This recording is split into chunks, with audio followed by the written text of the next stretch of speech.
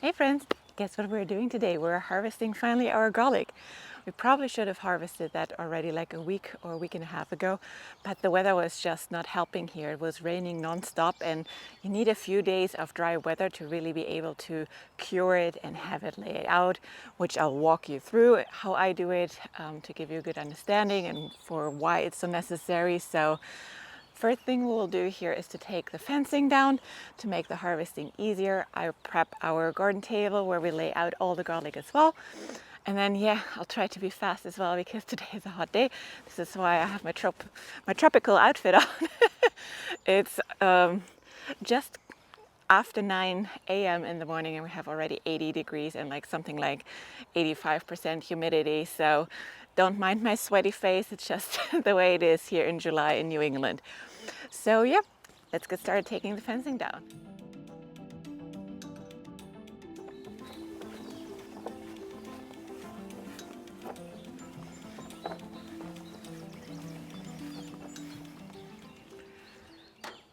Great. So with that garden table, you see here it's mesh on the top and on the bottom. That will help really to give the garlic the airflow. It needs to dry out properly. It's still a little bit wet because I had a downpour yesterday. It is what it is. So we'll deal with it and hope in the next 3 days it really dries out well. Although it needs typically like 2 to 4 weeks to completely dry out. But the first 3 days usually make it that dry that you can then put it into a basement where it doesn't smell like Dracula's dungeon anymore or anything like that. So for that reason, I always try to keep them outside in the shade with good airflow to start drying them out. Let's get and harvest. What you want to have is the bottom leaves, so ideally the first 3 leaves to be dried out. And we have here 1, 2, 3, and we have actually the 4th underway. You don't want them to go completely dry out because that will affect negatively the storage quality. So you really want to make sure the sweet spot is usually between 2 to 4 leaves. So we are still right on when we go here through the rows. The one on the right hand side, we're on the lower end, like on 2 to 3 leaves, so that's perfect.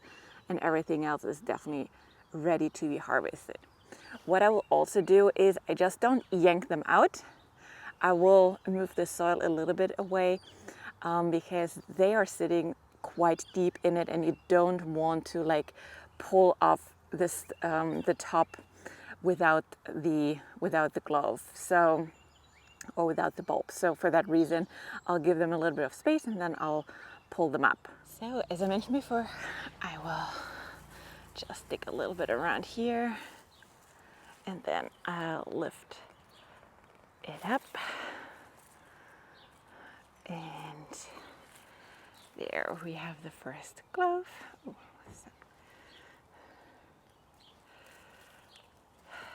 yep. That looks nice, a little bit more wet than I wanted it to have, but it is what it is. So I will go row by row because every row is a different variety, so we can keep track of it. This is the music variety, which I've grown for like 3 years in a row now. This always gives massive cloves, so that one is always a keeper for me.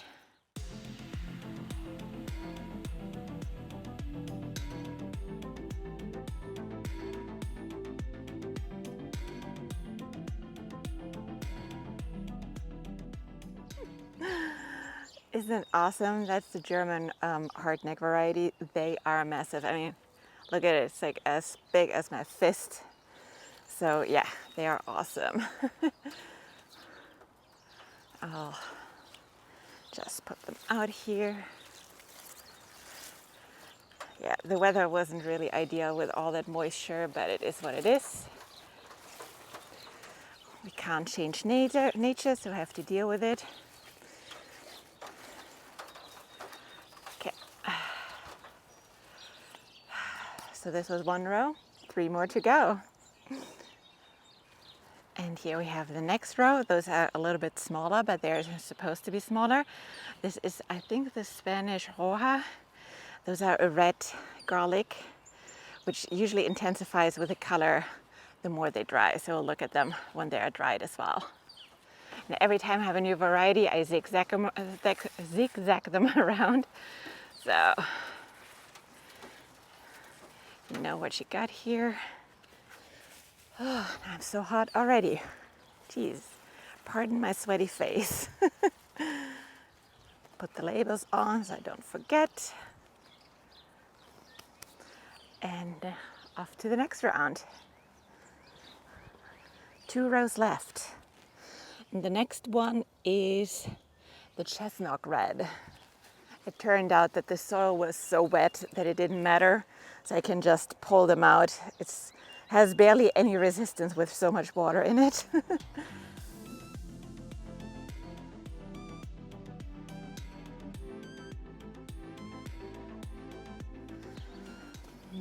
This one is the German Red. Those were my smallest ones. Let's see how they look. And a few ones where I forgot to cut the scape, unfortunately. We'll see. Usually you cut the scape to get bigger bulbs, but they are pretty much the same size. So I don't think I've lost anything with not cutting the scape off here.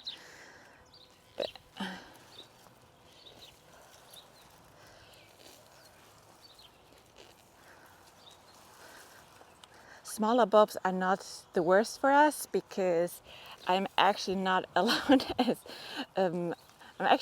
to use as much garlic as I want to use. Mr. Grown in New England is not as much of a garlic lover as I am. For me, there is no such thing as too much garlic, but he sees that's very different. So those ones has this nice red coloring already as well, so I'm sure that will be pretty when it's dry. So this is what 80 harvested garlic bulbs look like.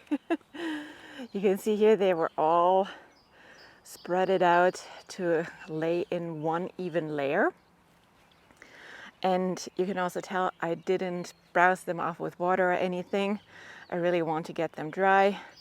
The soil will fall off when they get dry.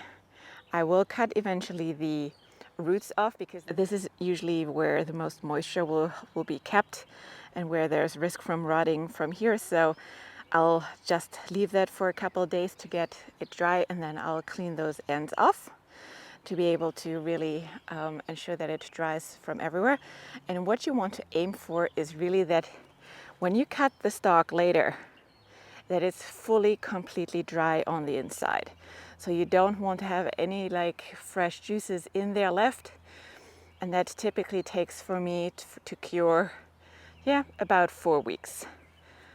It's usually just smelly as long as it's wet from the outside. So I'll keep this outside in the shade. We'll roll it into the shade next to the deck and have it there for 3 days, just sitting here with good airflow. And then we'll most likely move it into the shed to cure the rest of the time.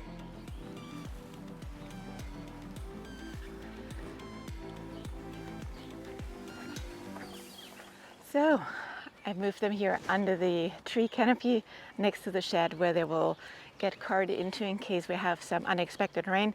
The weather report has been so unreliable, so I want to have it close to safety, because one thing which you want to avoid at all costs is that they get wet again throughout the curing process, because that can harm really the longevity of them.